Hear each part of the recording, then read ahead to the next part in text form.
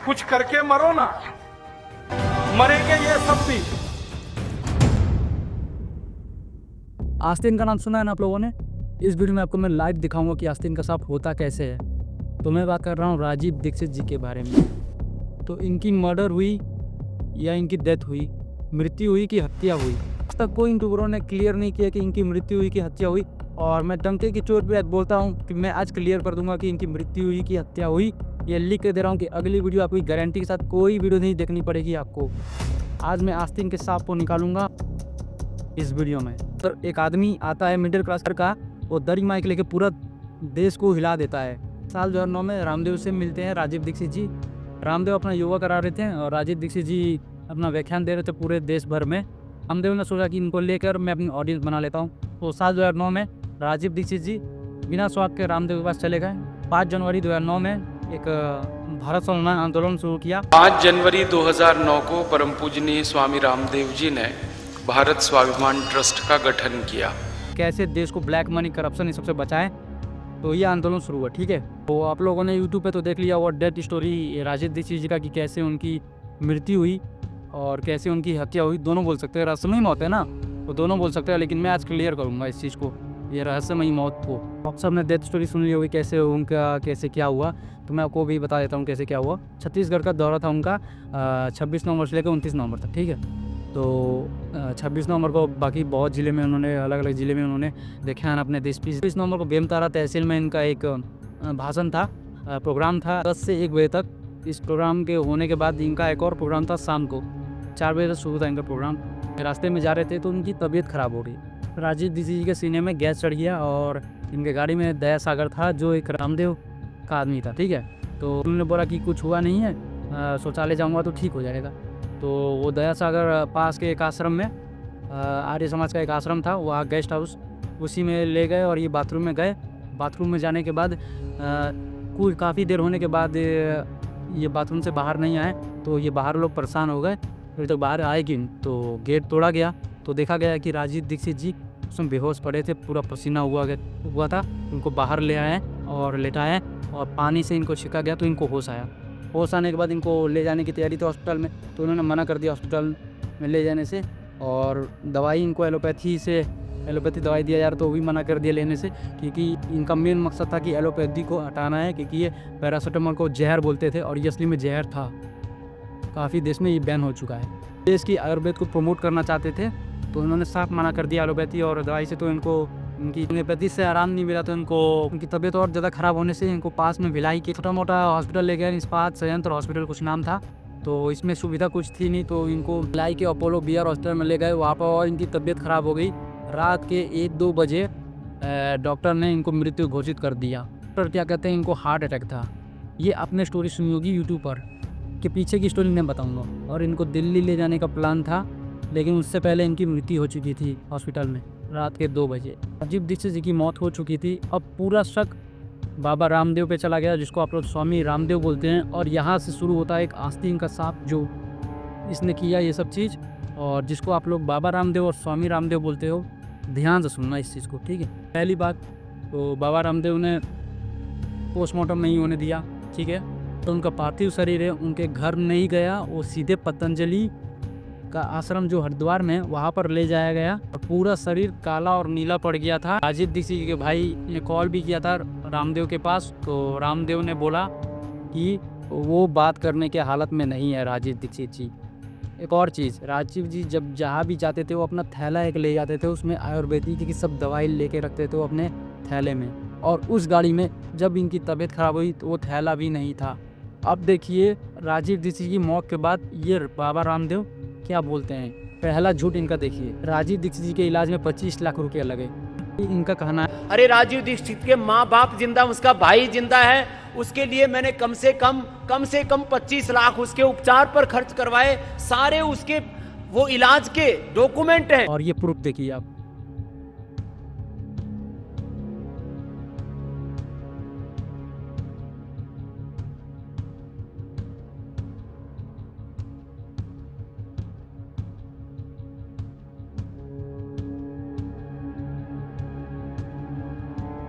दूसरा झूठ सुनिए, राजीव दीक्षित को पहले भी हार्ट अटैक और BP शुगर डायबिटीज़ था। इनका दूसरा झूठ। उसको उसके खानदान में डायबिटीज है, उसको हार्ट अटैक, उसको पहले भी माइल्ड अटैक आया, उनको शायद जेनेटिक की प्रॉब्लम थी, बीपी की, शुगर की, हार्ट। ये देखिए रिपोर्ट।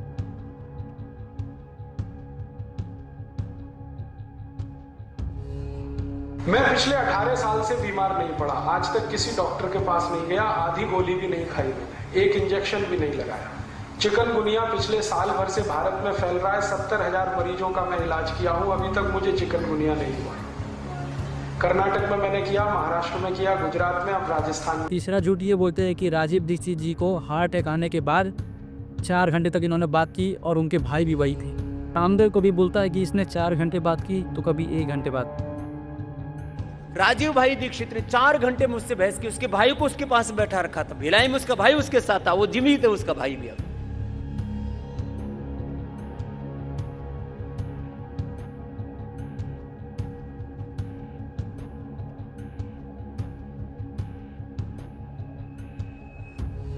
राजीव भाई दीक्षित ने 4 घंटे मुझसे बहस की। स्वर्गीय राजीव भाई शायद जिंदा भी रहे। मैंने करीब 1 घंटे तक समझाया, 1 घंटे तक। हाँ, जो खुद तक नहीं पता कि इसने कितने घंटे तक बात। राजीव दीक्षित जी की मरने के बाद इसने राजीव दीक्षित जी को नटवर लाल कहा। लोगों ने नकार दिया, कि सबने दुत्कार दिया, लोग गालियां देते थे उसको। मैंने मुझसे ये कहा कि नटवरलाल को स्वामी ने, रामदेव ने अपने हाथों में लिया है, अब इसका परिणाम भोगना पड़ेगा। जो आदमी 1 रुपए का धोखाधड़ी नहीं कर सकता किसी के साथ, उसको ये नटवरलाल बोलता है रामदेव। और ये बोलता है कि राजीव दीक्षित जी गाली दे देते रामदेव को। राजीव दीक्षित ने मुझे खुद गालियां दी थी आने से। तो भाई अपने राजीव दीक्षित जी की कोई वीडियो देखी, उसमें पक्का स्वामी रामदेव को वो हमेशा परम पूजनीय स्वामी जी कहते थे, हमेशा इज्जत देते थे। वो परम पूजनीय स्वामी रामदेव जी ने आदमी उनको भी झूठा बना रहा है। और अब मेरी बात बहुत ध्यान से सुनिएगा, मैं बहुत गहरी बात बोल रहा हूँ कि ये आस्तीन का सांप और कोई नहीं, बाबा रामदेव था। जी हाँ, और मैं पूरे खुलकर ये बात बोलता हूँ कि ये आस्तीन का सांप बाबा रामदेव था और उसके साथी थे और एक और आदमी था जिसका नाम था नरेंद्र मोदी। और अब नरेंद्र मोदी कहाँ से आया, मैं आपको इसके बारे में इतना नहीं बताऊंगा, लेकिन इससे मिला हुआ था नरेंद्र मोदी। लेकिन मेन आस्तीन का सांप था ये बाबा रामदेव। इसको आप बाबा बोलते हैं ना, ये बाबा नहीं है। अब भी विश्वास नहीं होगा ना आपको, जानता था मैं, कोई बात नहीं। तो 2017 में एक बुक आती है जिसका नाम था गवर्नमेंट टू टाइकॉन। टाइकॉन का मतलब समझते हैं, बिजनेसमैन। और इस बुक की खास बात आप जानते हैं, ये 1 महीने में बैन हो गई। 1 महीने में ये बुक बैन हो चुकी थी। 2017 में आई और 2017 में ही बैन हो चुकी। ये बुक और किसी के ऊपर नहीं थी, ये रामदेव के ऊपर बुक थी, government to tycoon the untold story of Baba Ramdev. इस बुक के राइटर कौन थे? प्रियंका पाठक नारायण। इस बुक की खास बात आप जानते हैं क्या है? इस बुक में बाबा के कर्म कांड लिखे हुए थे। इस बुक में बुक बैन रामदेव ने करवाई थी कोर्ट में जाकर, और कोर्ट में क्या बोलता है, मेरी छवि खराब की जा रही है बुक से। बुक का बैन करवाने का एक ही मकसद था कि इसकी कर्म कांड पूरी दुनिया के सामने आ जाती और सच्चाई देख लेती, क्योंकि ये भारत है, बुक तो बैन करवा लेगा। बहुत सोर्स है भाई वो बुक को फिर से पढ़ने के लिए, ठीक है। सवाल ये है कि लड़की है कौन? तो ये लड़की वही है जो 10 साल से बाबा रामदेव को फॉलो कर रही थी। हर इंटरव्यू में जहाँ बाबा रामदेव जा रहा था, इंटरव्यू लिए, रिसर्च किया, तब ये बुक इतनी आसानी से नहीं लिखा जाता है। ये बुक से मेरे को घंटा फ़र्क नहीं पड़ता, लेकिन ये बुक मेरे को पढ़ना पड़ा। रामदेव की कहानी में राजीव दीक्षित जी का मेन रोल था, मेन रोल। ये बुक खोलेंगे, पेज नंबर 71, चैप्टर का नाम अ न्यू मेंटर एंटर्स, जिसके बारे में राजीव दीक्षित के बारे में बात की गई है। इस चैप्टर में बारे में बात किया गया है कि कैसे राजीव दीक्षित जी मेंटर बन के आते हैं रामदेव के लाइफ में। The mystery 3, the mentor sudden death. ये मेंटर सडन डेथ वही है, राजीव दीक्षित जी की कहानी इसी पेज नंबर में है, पेज नंबर 129। और इस बुक में मैंने इसी चैप्टर को पढ़ा है, और इसके अलावा मुझे कोई मतलब नहीं है इसके बुक से। ये और मैं आपको बता दूँ क्लियर, अभी खुल के लिखा नहीं गया है, क्योंकि इस राइटर ने लिखा है, उसने खुद ये बात बोली थी कि अगर मैं पूरा चीज़ खुल के लिख देती तो मेरे जान को खतरा था और उसका रहना मुश्किल होता है।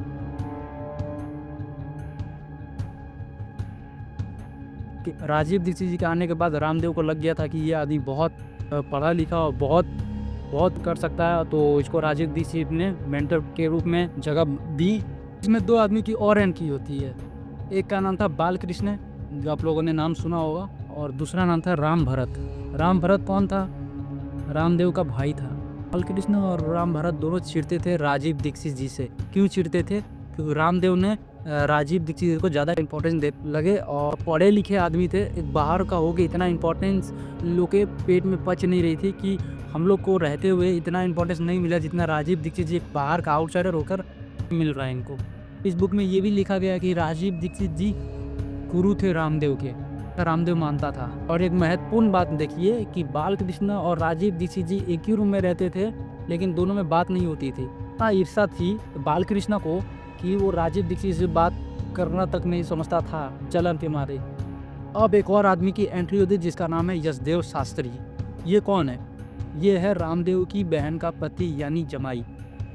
ये क्या कहता था? रामदेव से वार्न करता था, सीधे मुंह पे इसको चुनौती देता था कि अगर तुमने राजीव दीक्षित जी को आस्था चैनल पर ज़्यादा दिखाया तो तुम्हारी वैल्यू ख़त्म हो जाएगी और सब राजीव दीक्षित को फॉलो करने लगेंगे। ये कहता था वो, तुम्हारी लाइमलाइट कम हो जाएगी और राजीव दीक्षित जी की लाइमलाइट ज़्यादा हो जाएगी, तुमको लोग भूल जाएंगे और उनको फॉलो करेंगे।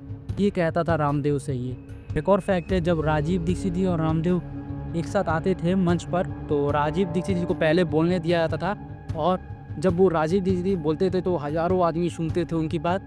अगर रामदेव अपनी बात शुरू करे तो उसमें से आधे से लोग चले जाते थे। और कहीं ना कहीं 2010 में राजीव दीक्षित जी को कुछ ना कुछ पता लग गया था इन लोगों के बारे में, क्योंकि एक मदन दुबे करके इनके एक साथी थे राजीव दीक्षित जी के। वो क्या कहते हैं, वो भी आंदोलन में जुड़ना चाहते थे, लेकिन राजीव दीक्षित जी ने कहा कि अभी रुको, अभी मैं कुछ भी क्लियर नहीं बोल सकता हूँ। तो वो मदन दुबे बोलते हैं कि मुझे लगा कि राजीव दीक्षित जी का कुछ ना कुछ गड़बड़ हो रहा है। तो राजीव दीक्षित जी का पार्थिव शरीर लाया गया आश्रम में। घिरा हुआ राजीव जी की माता श्री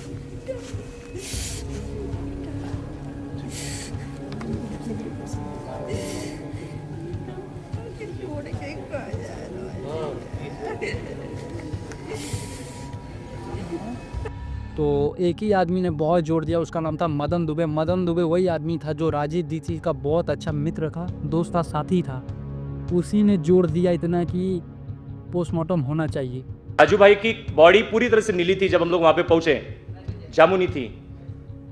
बात हुई तो वहां पे जो 50 लोग उपस्थित थे उस वक्त, तो सब लोगों ने चर्चा की कि ऐसा हुआ। सब लोग दीपू भाई को उलाना दे रहे हैं, मतलब समझा रहे हैं कि देखो अब समझाने के ये नहीं है, राजू भाई तो चले गए। मगर मेरा दिमाग उन सब बातों से हटकर कुछ सोच रहा था। तो मैंने सब लोगों से ये कहा कि मुझे लगता है कि ये हत्या है और इसको ये कुछ साजिश हुई है, बहुत बड़ा षड्यंत्र है। तो आप लोग बताइए कि किसको लगता है कि पोस्टमार्टम होनी चाहिए। अपने अपने नाम से मैसेज किया कि पूजनीय स्वामी जी, हम सब लोग जो आपको मैसेज कर रहे हैं, हम चाहते हैं कि हमारे शंका समाधान के लिए और देश के शंका समाधान के लिए हम आपके सब इसका पोस्टमार्टम हो जाए और सारा खुलासा हो जाए, हम लोग चाहते हैं। आपने एक हॉस्पिटल से निकाल के दूसरे हॉस्पिटल में डाला, क्यों?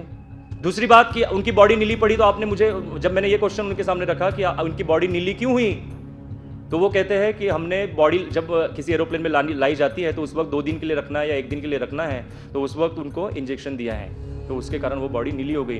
तो मैंने उनके सामने एक प्रश्न रखा कि क्या मैं भी साइंस का स्टूडेंट हूँ, तो क्या बॉडी जब कोई व्यक्ति गुजर जाता है, मर जाता है, उसका ब्लड फ्लो नहीं होता है बॉडी में, तो वो इंजेक्शन ने कैसा, उसकी मेडिसिन कैसे गई? उन्होंने कहा कि हम लोगों ने पंपिंग किया। पंपिंग अगर कितनी भी ताकत से अगर किया जाए ना, तो भी वो पूरे वेन्स में नहीं जाता। 10 लोगों ने विरोध किया और हम लोगों ने आखिरी तक उनसे कहा कि स्वामी जी, मैंने आखिरी में जाते वक्त भी उनसे कहा कि मैं स्वामी जी, मैं आपसे इससे ये नहीं हूँ, सहमत नहीं हूँ, मुझे पोस्टमार्टम चाहिए ही चाहिए। एक फेज से दूसरे फेज तक जब तक जाने के लिए 20 मिनट लगते हैं पैदल, हमको क्रॉस करके कार में बैठकर स्वामी जी चले गए। और वहाँ पे जाकर वो अनाउंस कर रहे कि मुंबई से आए हुए साथी कहाँ हैं, जो बोलते हैं। तो उनको पता था कि हम लोग जो है 20 मिनट में फेज 1 तक नहीं पहुँच सकते। और उस वक्त जो है जल्दी जल्दी निलाकर राजू भाई की बॉडी ले जाई गई और वो जला दी गई, चिता पे रख दी गई। मैं संजय भाई परदेसी से भी मैंने कहा, उस वक्त उनकी गाड़ी में मैं था, उनसे मैंने कहा कि अभी भी वक्त है कि चिता पे रखने से पहले भी बॉडी को उठाइए। परिवार का एक सदस्य सिर्फ मुझे बोलने दीजिए संजय भाई प्लीज, एक फैमिली का सदस्य मुझे दे दीजिए, आज मैं पोस्टमार्टम कर लूंगा।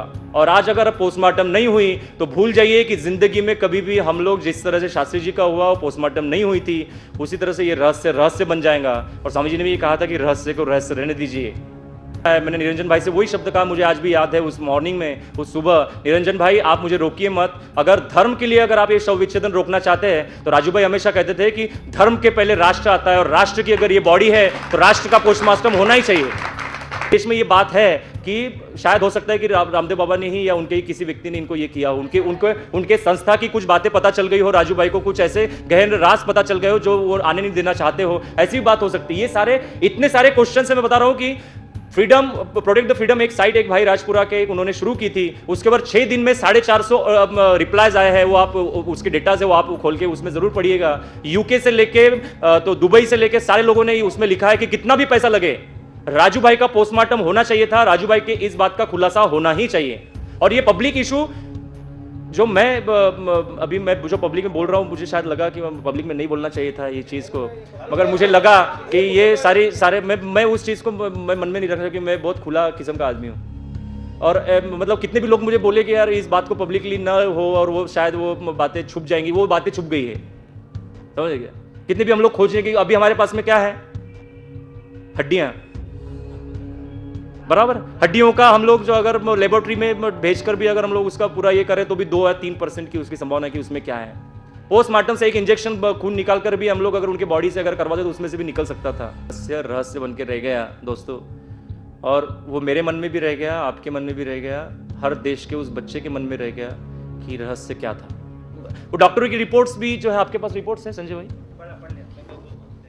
तो मतलब कि जो रिपोर्ट्स है, रिपोर्ट्स बनाई जा सकती है दोस्तों, डॉक्टर मैनेज किए जा सकते हैं। पोस्टमार्टम अगर हो जाती तो शायद उसमें से कुछ निकलता, बस उतना ही हमारे पास में कुछ था जो राजू, और मैं 150% 200% ये बताता हूं कि राजू भाई की ये स्वाभाविक मौत नहीं है। इसी वक्त एक लेडी भी वहां पे थी जिसका नाम है, मैं नाम नहीं लेना चाहूंगा, तो नाम नहीं लेना ही ठीक है। तो उस डॉक्टर ने भी बाबा के इस व्याख्यान के बाद में उन्होंने उंगली उठा के कहा था कि आप जो बोल रहे हैं ना ये सारी बातें झूठ है। वो वहाँ पे डॉक्टर रह चुकी है 1.5 साल तक। उस लेडी ने कहा था कि राजू भाई के ये संदेहास्पद है और राजू भाई के पीछे क्या क्या हो रहा था ये मुझे पता है। उस लेडी को पता था, राजू भाई ने कुछ बातें उससे शेयर की थी और राजू भाई को शायद ऐसे भी कुछ बड़े बड़े बातें पता चली हो, क्योंकि उनको पूरा डाउट था कि कुछ ना कुछ गड़बड़ है। हमसे तो डरा हुआ था क्योंकि सब किया धरा उसी का था, क्लियर बात है। और मैं लिख के आज भी बोलता हूँ कि ये जितना भी रहस्यमय मौत है ना, ये रहस्यमय मौत नहीं है। इसका मेन गुनहगार ये बाबा रामदेव है, जिसको आप बाबा रामदेव बोलते हो। ये बाबा नहीं है, ये बहुत दोगला आदमी है, गद्दार आदमी है और इसको नर्क में जगह नहीं मिलने वाला। दुबई के लाख कोशिश के बाद भी रामदेव ने राजीव दीक्षित जी का पोस्टमार्टम नहीं करवाया। वो कुछ न कुछ बहाना बनाते गया, हर चीज़ का बहाना बनाया उसने। एक बात और बता दूँ मैं आपको कि जब अंतिम संस्कार हो रहा था तो टाइम था 11 बजे का, लेकिन इसने रामदेव ने 9 ही बजे अंतिम संस्कार करवाने के लिए पहुंच गया वहाँ पे। इतनी जल्दीबाजी थी इसको। मदन दुबे एक बात बोलते हैं कि मुझे अपने जीवन के अंत तक ये अफसोस रहेगा कि राजीव दीक्षित जी का पोस्टमार्टम क्यों नहीं हुआ, वो खलता रहेगा मेरे अंदर। एक बात और बता दूं कि शमशान घाट में पहुंचने के बाद वहाँ से पहले ही 1000 लोग इकट्ठा थे।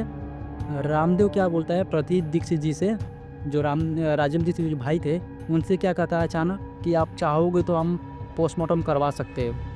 उस समय बोल रहा है जब अंतिम संस्कार होने के लिए इतने लोग खड़े हो चुके हैं। वो जानता है, वो बहुत बढ़िया जानता है वो चीज़। जिस चीज़ ने बोला कि अब क्या मतलब है बोलने का, अब जो आपको जैसा ठीक रहेगा वैसा कीजिए। और प्रदीप दीक्षित जी एक और बात भी बोलते हैं ये सब होने के बाद एक इंटरव्यूअर को, कि वो पूछती है कि क्यों आपने करवाने के लिए नहीं बोला पोस्टमार्टम। तो प्रदीप दीक्षित जी बोलते हैं कि अगर मैं करवा भी लेता तो क्या सच था कि ये रिपोर्ट नहीं बदलवा देते।